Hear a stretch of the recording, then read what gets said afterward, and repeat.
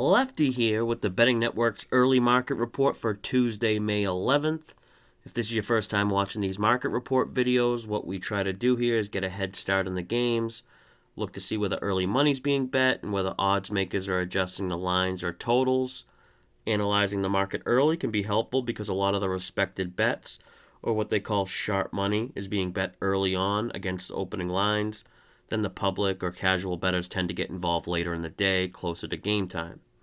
This video is being recorded early on Tuesday, so there's still some games that don't have lines yet, but I'll go through the ones that do and kind of find some games that look like there's something worth talking about. So let's hop right into it. First one up, Cincy PIT. It actually looks like Pittsburgh's getting some sharp action here. Whenever we see a low bet percentage like this, 49% of bets, how does it equal 82% of the money? That should always catch your eye there. How we interpret this is some of the bets on Pitt must be bigger sized bets. It's the only way 49% of the bets can equal 82% of the money.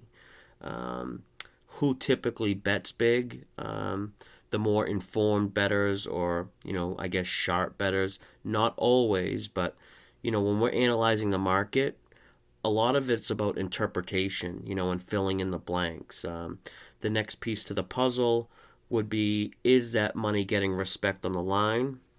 And if we look, Pitt has opened 105. They're up 10 cents to 115. It might seem crazy that Pitt's getting sharp action, especially after last night's ass whooping. I think they lost 14-1 to Cincy. But these are sometimes spots you want to look for, these buy low spots. No doubt the public's going to be all over Cincy after the blowout, and they'll likely just disregard this matchup completely.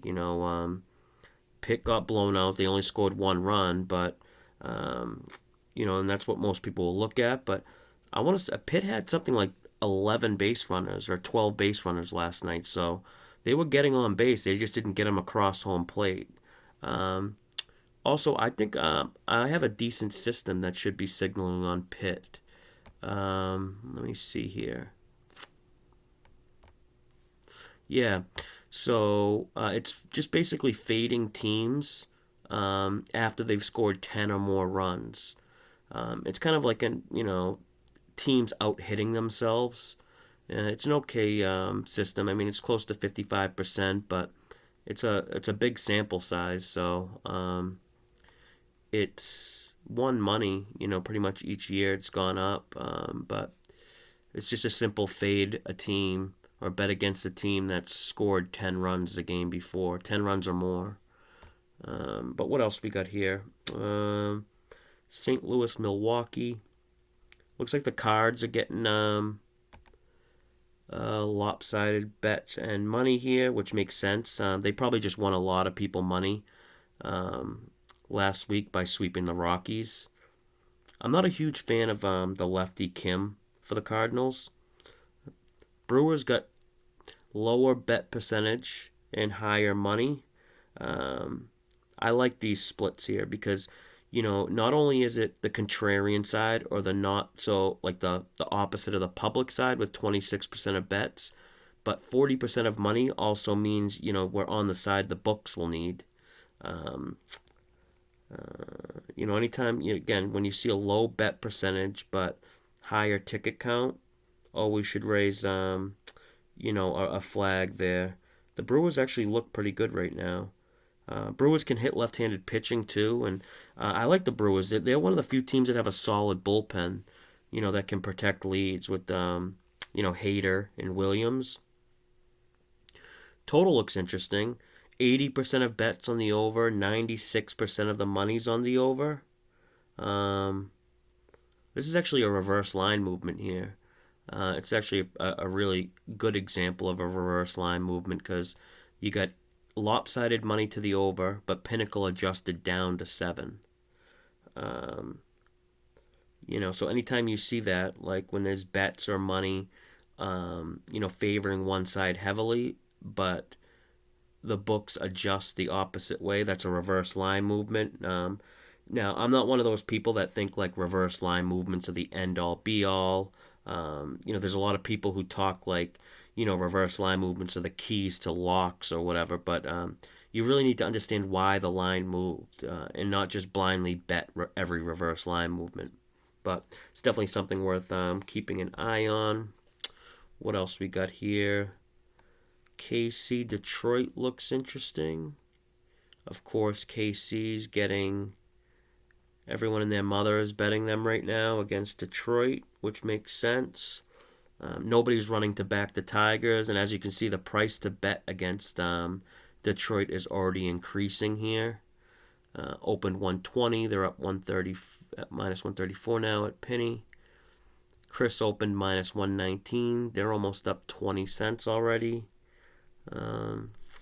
These are spots I never like taking and automatically start thinking of reasons why betting KC wouldn't be a good idea. Besides like KC being a team that everyone's betting, which I never like being on that side. I know KC doesn't hit lefties all that good. Actually makes me like the under a little bit because Detroit struggles to score no matter who they're playing. But what do we got here? Yeah, 38% of bets are on the under, but 52% of the money. The under looks good here, but I don't like Penny how they moved up from 8. It gives us a better number, but if we're looking to bet the under, and it should cause some concern on why they adjusted up. Betting the under and seeing the line improve is never a good thing. What else we got here? Ohtani. I got an MVP bet on Ohtani, and his pitching is really concerning right now. But it's weird. Angels getting close to 70% of the bets and money here. But Houston's getting the market agreement. They opened minus 133. They're up to 146. Chris opened 130. They're up 25 cents already, which is interesting considering LA's getting almost 70% of bets and money. Ohtani's tough to back right now, man. I'd love to back him, but he can't seem to find the strike zone, especially early on in games. But in teams like Houston, who have disciplined bats and they're really patient at the plate, this could be bad news for the Angels if Ohtani doesn't have command early on. What else we got? Means in Baltimore and Means coming off that no-hitter. He should get some public action today, but I already know sharps are going to fade Baltimore here just because fading pitchers coming off of no-hitters is a popular spot. Mets are getting steamed already too. Minus 131 they open. They're up 20 cents there. Chris opened 130. They're up to minus 150.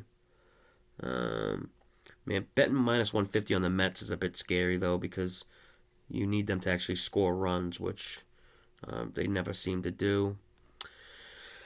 Well, let's go Seattle, LA. This is probably the first time I've ever seen the Dodgers not getting above 50% of bets and money.